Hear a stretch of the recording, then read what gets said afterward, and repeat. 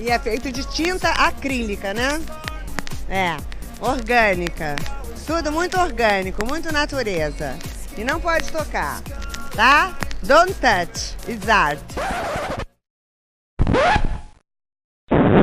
Seu Armando, eu tô desde as 5h45 da manhã mandando foto, vídeo no seu privado, seu Armando, mostrando a minha real situação, porque hoje eu não fui trabalhar. O senhor conhece Belford Roxo quando chove, seu Armando? Aí o senhor vai no grupo e fala pra todo mundo ouvir que eu sou um funcionário preguiçoso que tenho medo de pegar chuvinha. Vai tomar no cu, seu Armando. Chuvinha é o caralho. Choveu pra caralho aqui em Belford Roxo, seu filho da puta. Tu acha que eu vou sair de Belford Roxo com água no joelho pra ir pra Botafogo encher saco de farinha, seu arrombado? Vai tomar no cu, seu Armando. Vai se fuder você, tua empresa, teus funcionários, teus sacos de farinha. Vai tudo pra casa do caralho, filha da puta. Eu não vou sair de Belford Roxo pra encher saco de farinha na chuva não, ô babaca. E te falo mais, seu Armando. Pode contratar outro funcionário, porque nem no sol e na chuva eu vou encher farinha pro senhor. Português, filho da puta. Vai tomar no cu. Eu não sou escravo não, ô desgraçado.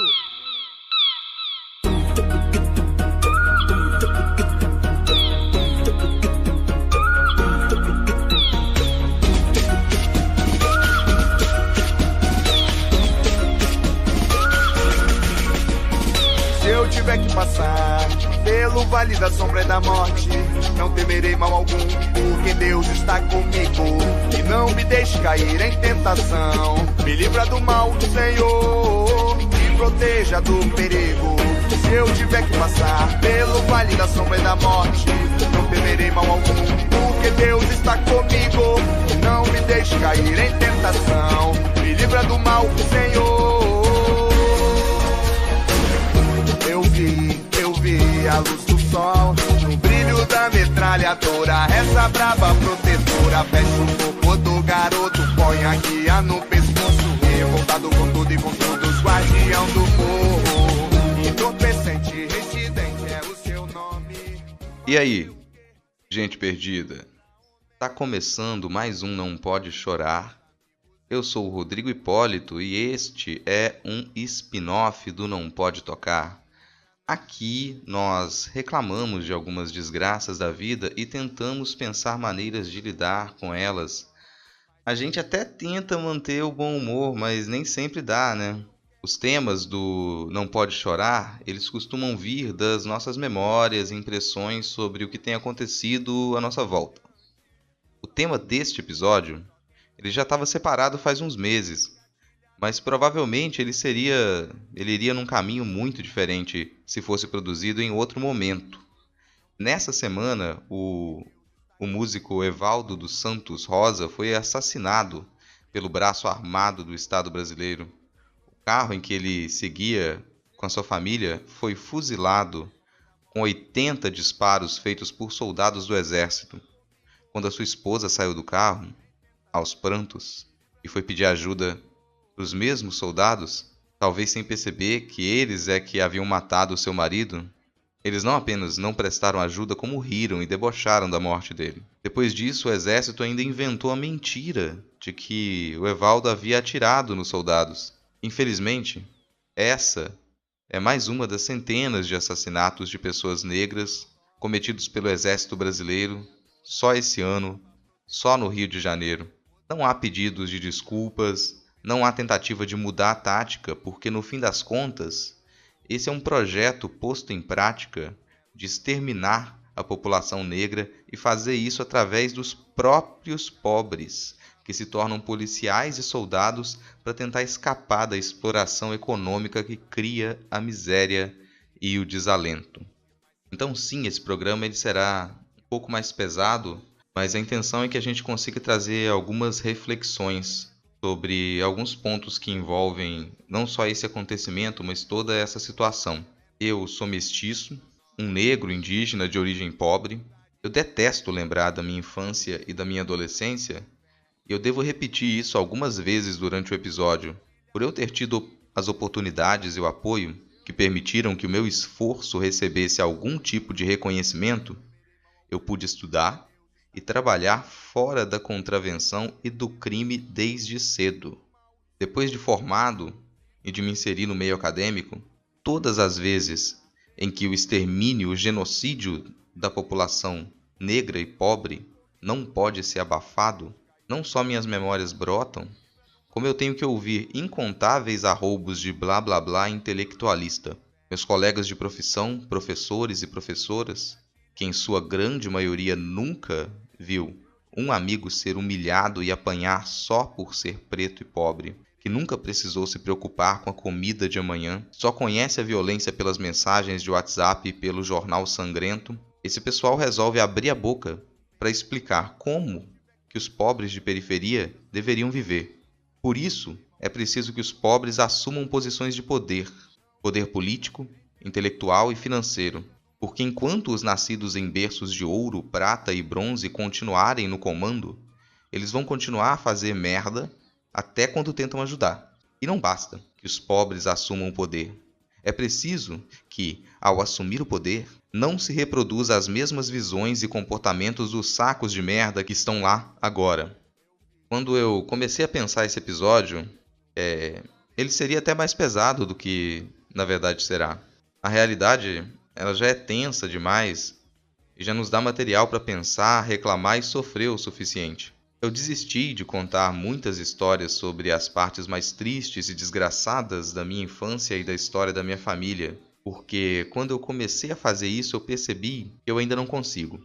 Ao menos não sem parar a narrativa e começar a xingar pessoas que talvez nem estejam mais vivas. Eu realmente detesto a minha infância, mas ainda foi possível pegar um cenário razoavelmente leve para pensar algumas outras reclamações.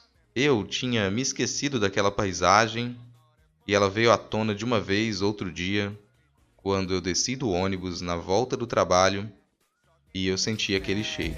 Tá engatilhado pro que der e vier.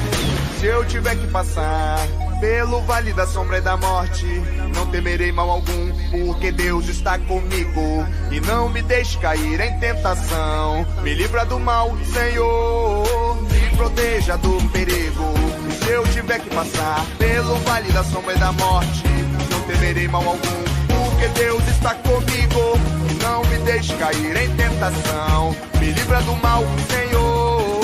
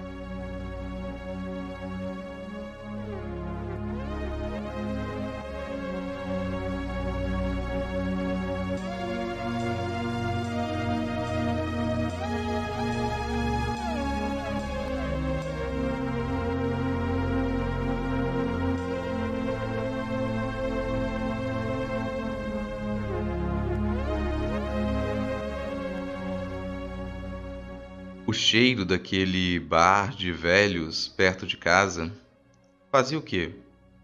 Mais de 20 anos desde a última vez em que eu senti aquele cheiro. Eu não consigo descrevê-lo com a junção de ingredientes, como costumamos fazer com cheiros conhecidos. Como eu disse que se trata de um bar, talvez você tenha imaginado algo como a mistura de cachaça, cerveja, cigarros e gordura. Não se trata disso. Esses cheiros, Eles estão ali também. E nas noites de maior lotação, quando os jovens universitários com canecas de plástico penduradas no pescoço roubam o sossego dos aposentados barrigudos, esses cheiros eles se tornam mais agressivos e tiram o protagonismo de outros aromas. Eu disse que não consigo descrevê-lo por esse caminho. Talvez eu possa apenas dizer o que ele não é. Não é o cheiro do freezer velho e enferrujado, nem da madeira oleosa do balcão, nem dos potes de pimenta no azeite, nem dos pedaços de chouriço frito e frio, nem dos pacotes de Frigels vencida ou da Fanta laranja velha derramada, tampouco das notas cebosas de 2 e 5. O bar é velho, mas já aceita cartão faz mais de 10 anos. Não se trata de qualquer um desses elementos ou de todos eles juntos. O cheiro me trouxe uma memória, uma cena e outro bar, noutro bairro, em outra época. O Bar dos Amigos tinha 3 portas altas, 4 mesas de plástico, um balcão apertado, uma máquina de caça-níqueis e um fliperama. Não me pergunte que tipo de fliperama, eu não tenho esses conhecimentos. Ele tinha 2 controles e o último jogo que eu estou certo de que ele recebeu foi The King of Fighters 97. Depois disso eu não sei dizer se o local continuou a existir. Eu cheguei a passar em frente ao estabelecimento muitos anos depois de ter saído daquele bairro suburbano de pobreza auto-intitulada classe média baixa, cercado de favelas nascidas de justas invasões. Passei em frente, apressado, com receio de ser pego por memórias de infância. Não reparei se ainda existia. Não gosto de ser pego por memórias de infância ou da adolescência. Hoje, eu abro algumas margens para tentar fazer com que esses chicletes mascados chorosos sigam seus caminhos para o esquecimento de vez. Por isso eu comecei a falar do cheiro. Aquele cheiro, que eu não consigo descrever como se fosse uma receita, também não posso dizer que era o cheiro do Bar dos Amigos. Não é exatamente isso. Aquele cheiro pertence à memória de quando eu ia sozinho ao bar para gastar 1 ou 2 fichas de 25 centavos naquele fliperama. Isso aconteceu durante alguns meses antes de eu completar 12 anos de idade. O cheiro era o de estar ali, naquele momento, naquela situação. Eu sempre chegava ao fliperama entre 2h45 e 3 horas da tarde, no sábado. Era importante que fosse nesse horário e nesse dia da semana. Eu cheguei a essa conclusão depois de muita observação e alguns testes. Nesse horário, nos sábados, haveria, no máximo, 4 clientes. Um desses clientes, invariavelmente, seria um senhor negro, grisalho e sem a perna esquerda. Os demais eram todos adultos de meia idade, moradores do quarteirão. Nenhuma criança ou adolescente estaria no bar naquele horário do sábado. Quanto mais vazio, melhor. No pós-almoço, com a quadra de esportes do bairro ardendo ao sol, raramente havia alguma criança pela rua. Onde elas estariam? Algumas tinham videogames em casa, talvez elas se reunissem. Haviam locadoras de games e casas de fliperama nos bairros próximos, mas eu só iria descobrir isso alguns meses depois. E isso seria outra história e provavelmente muito longa para contar agora. O importante é que, naquele horário, fliperama estaria disponível só para mim, para que eu gastasse alguns minutos. Na minha cidade, no interior, havia apenas 2 lugares com esse tipo de máquina e, de todo modo, eu não tinha dinheiro ou tamanho para conseguir frequentá-los. Era a primeira vez que eu poderia experimentar aquele brinquedo. Eu era péssimo, nunca me dei bem com videogames. Entendi logo que todas as vezes em que alguém colocava uma ficha, algum moleque maior surgia para fazer um maldito desafio e tirar a primeira criança do jogo. Isso me era desagradável por diversas razões. Além de nunca ter sido uma pessoa competitiva, detesto me envolver em competições, para ser sincero, ninguém parecia disposto a ensinar as regras do jogo ou contar os truques descobertos e 25 centavos era muito dinheiro. Essa era a razão de escolher o sábado. Durante a semana, minha irmã mais velha sempre me mandava à padaria e eu sempre pedia para ficar com o troco de 5 ou 10 centavos. No sábado, eu já possuía o suficiente para 1 ou 2 fichas. Não costumava durar mais que 10 minutos. mas era uma espécie de refresco naquele ecossistema em que tudo se direcionava para a competição, vezes violenta, o desafio, a busca por emoções e a superação do tédio. Além da quadra de esportes, com chão de concreto rachado, não havia muito mais o que fazer naquele bairro.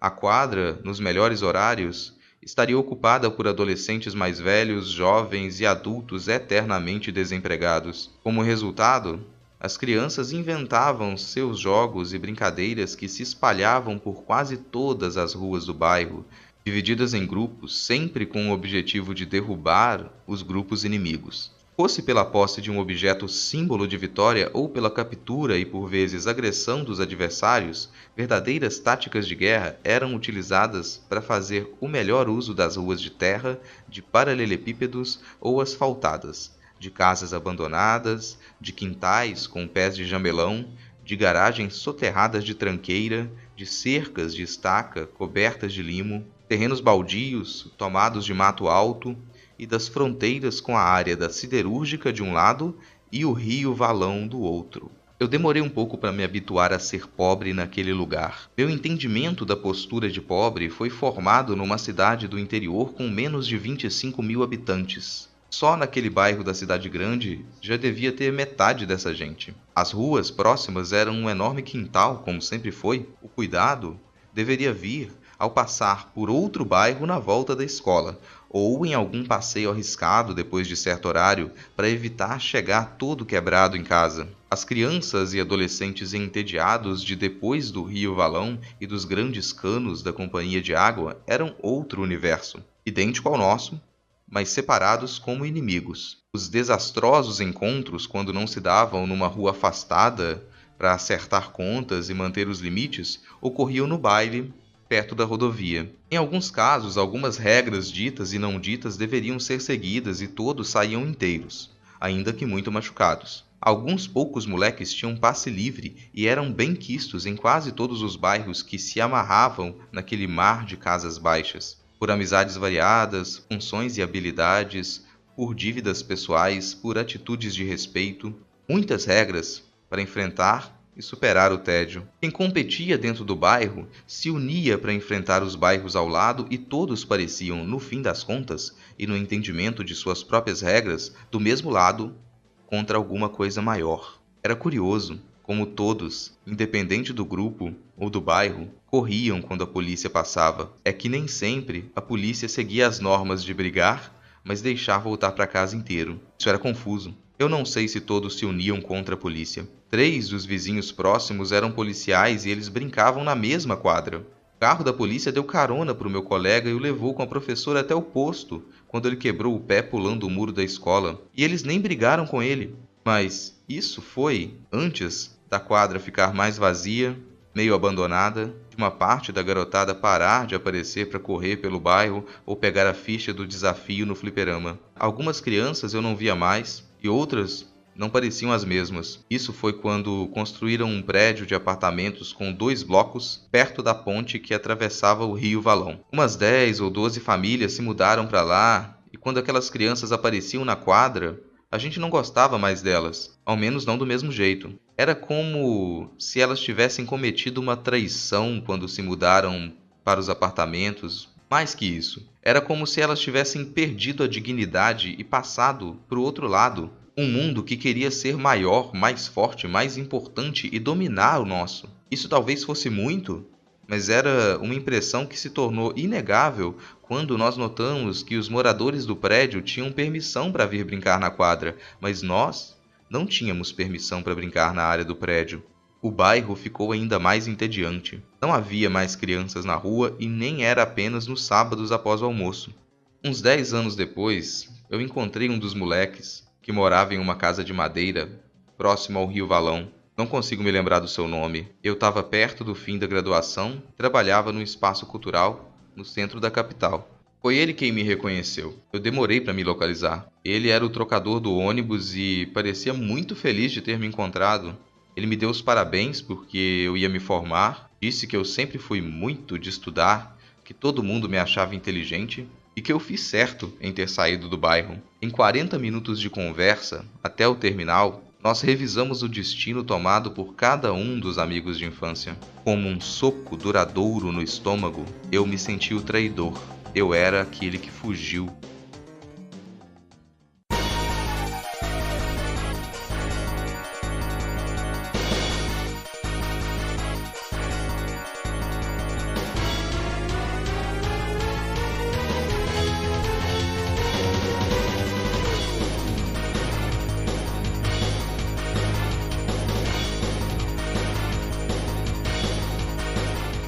Eu ainda detesto rememorar a infância. Esse período, talvez por ter sido mais tranquilo, menos triste e ligeiramente aventuresco, é mais fácil de ser comentado, mas tem outros pontos que, para mim, são ainda mais incômodos sobre comentar minha história pessoal. Quase todas as vezes que eu comentei em público alguns detalhes dessa origem miserável de favelas em cidades do interior, eu tive que ouvir o maldito discurso meritocrático do herói do subúrbio e conter o ímpeto de arrancar os dentes da desgraça da pessoa na porrada. Não existe heroísmo na miséria e na pobreza.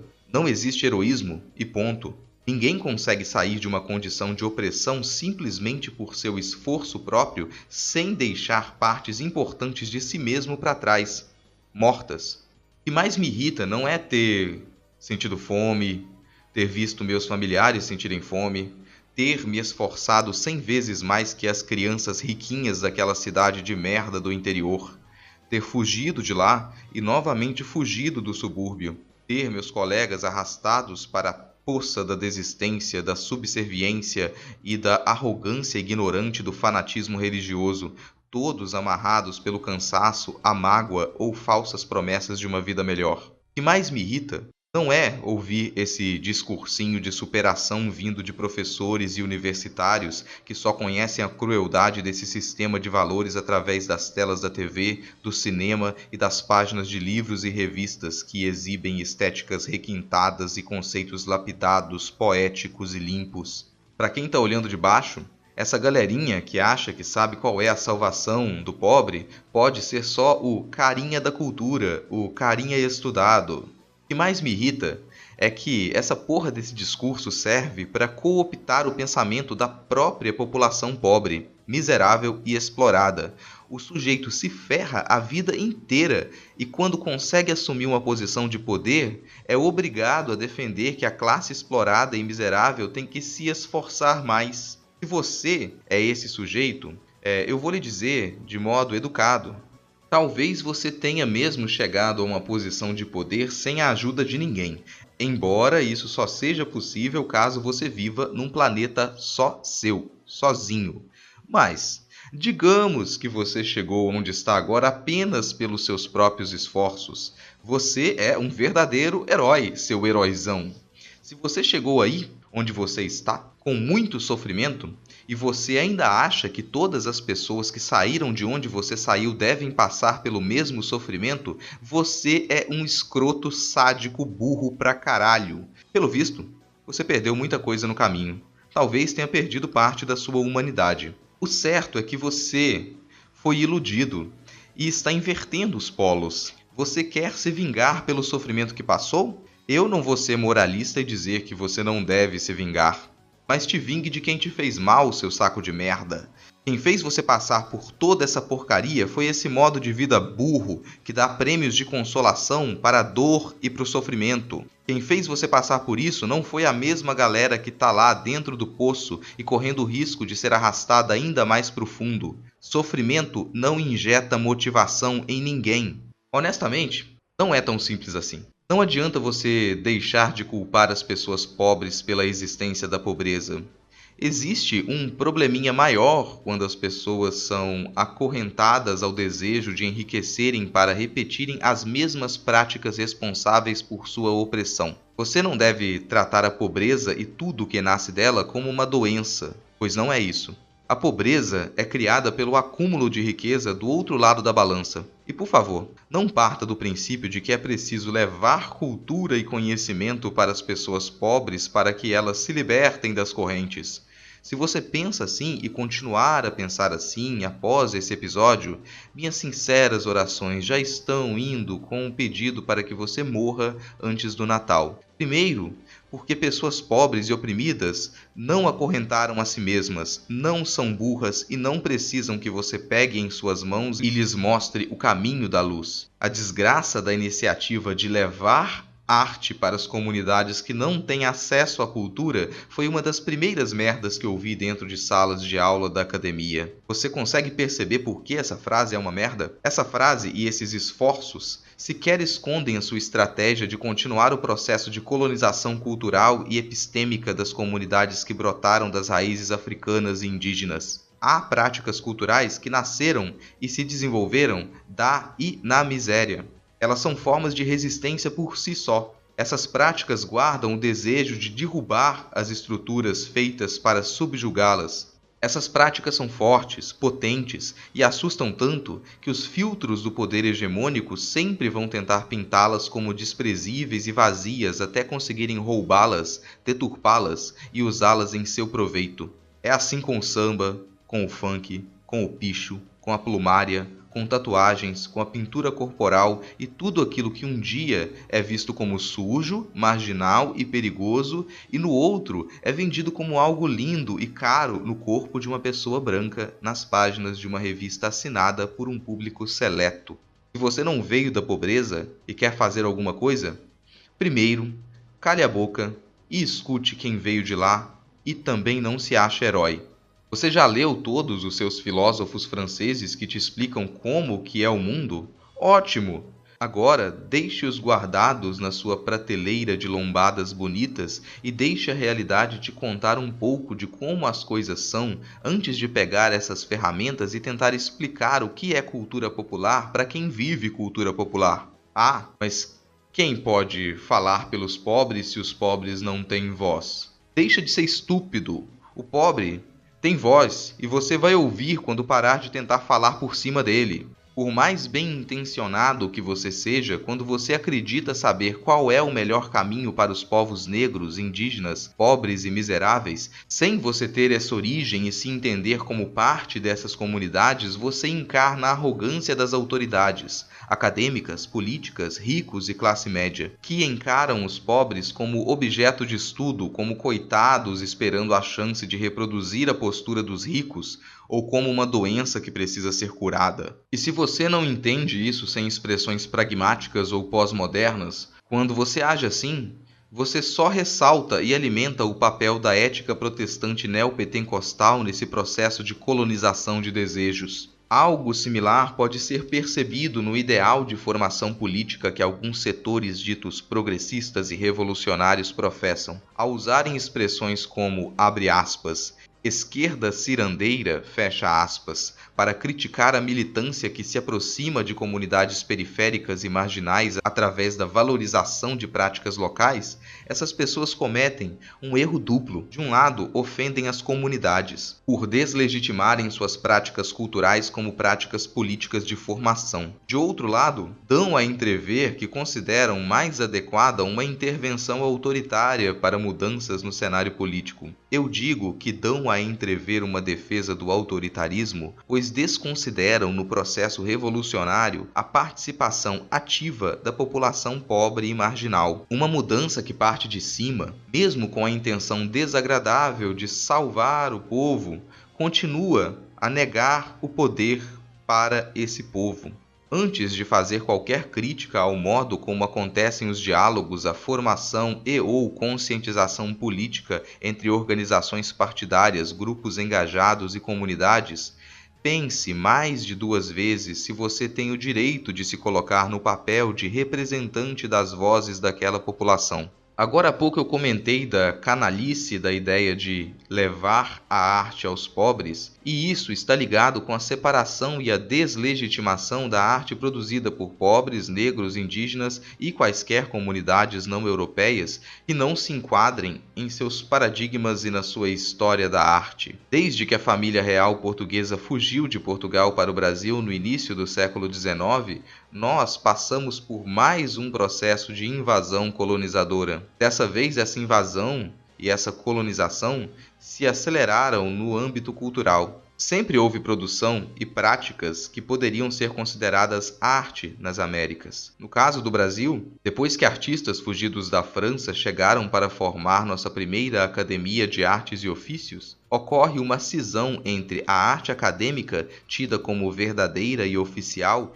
e a arte popular, desprezada pela história da arte. Essa arte popular já tomava elementos europeus e cristãos e os reestruturava pela ótica das culturas africanas e indígenas para formar um mundo que fizesse sentido para esses povos violentados, roubados e escravizados. A história da arte relegou essas produções a uma condição de algo menor, menos prestigiado e simplório. A resposta a isso? Podem pegar o termo arte e continuar a se masturbar com ele. As produções pobres, suburbanas, subalternas, periféricas, não acadêmicas, populares, externas a essa história da arte construída pelas crises, picuinhas e debates europeus, essas produções, elas são interessantes, complexas, prazerosas e críticas, mesmo que você pegue o termo arte e morra de frio com ele abraçado no ar-condicionado do seu museu de parede branca. Chamar algo de arte não é, por si só, um elogio. Quer designar as produções não europeias como arte? À vontade.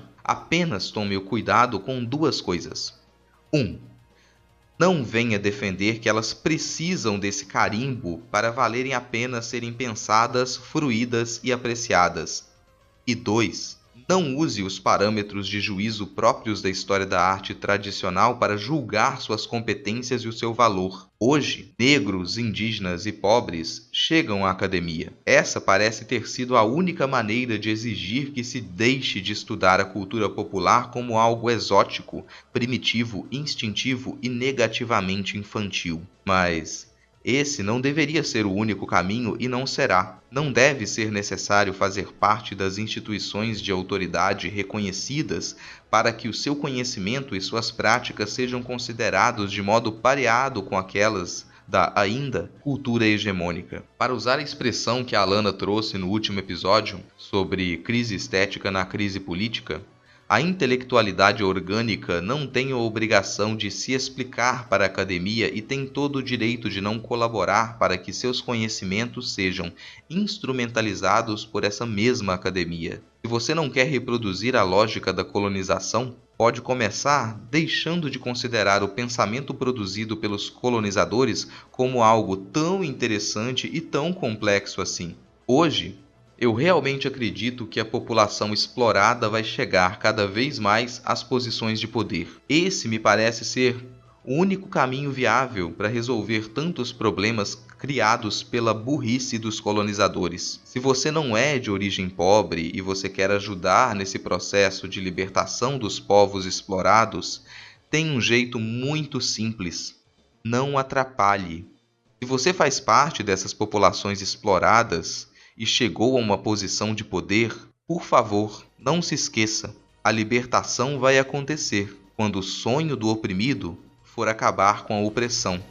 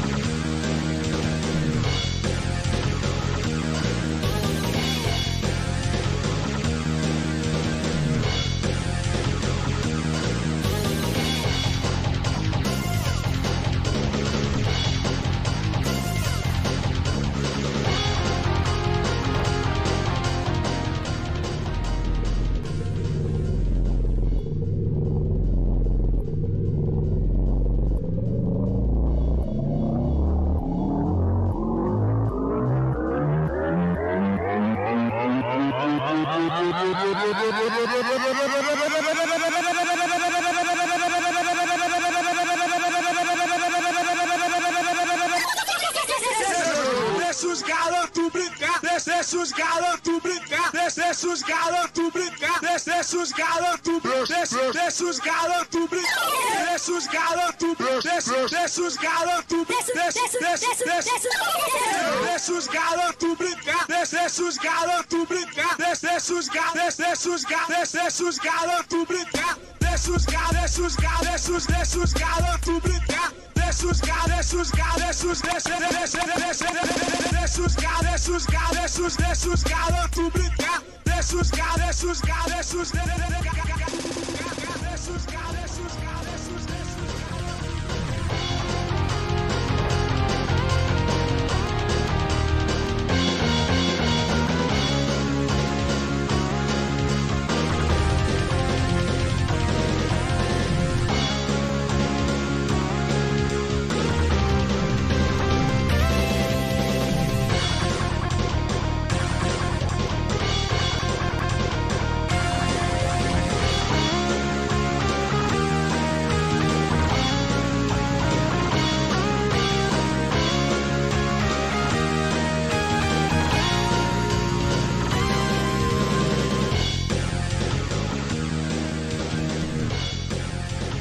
Tá aí, terminando mais um Não Pode Chorar.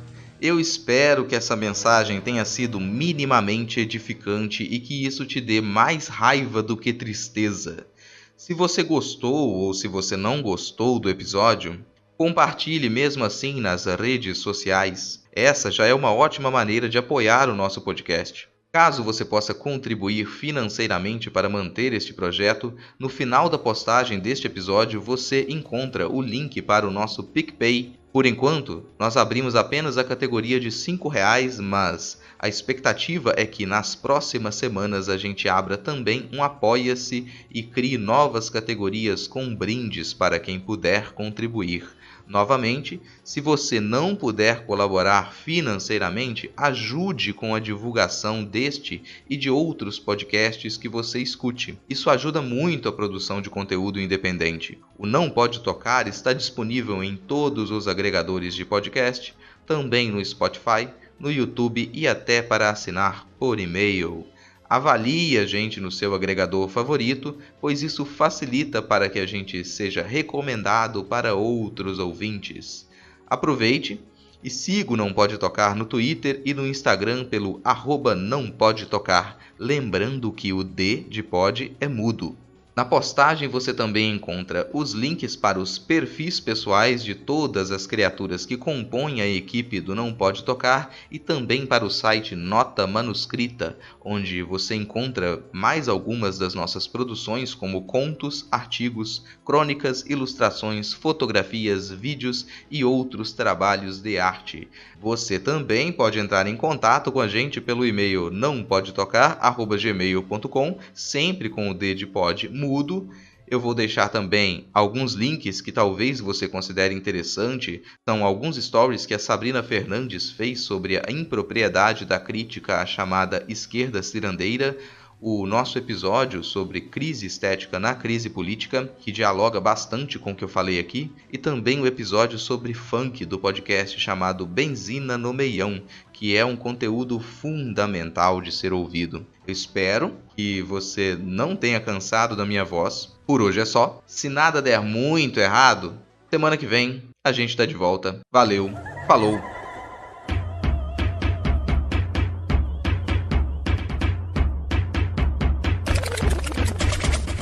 Se liga aí, bandido, eu sou a resistência que você não derrubou. Tô de volta. É o seu preconceito que me deixa assim, guerreiro do inferno. Se eu sou bandido não interessa, me deixa aqui e não mexa com quem tá quieto. É o seu preconceito que me deixa assim, papum, papum, guerreiro do inferno. Se eu sou bandido não interessa, me deixa aqui. Qual é, mané? E não mexa com quem tá quieto.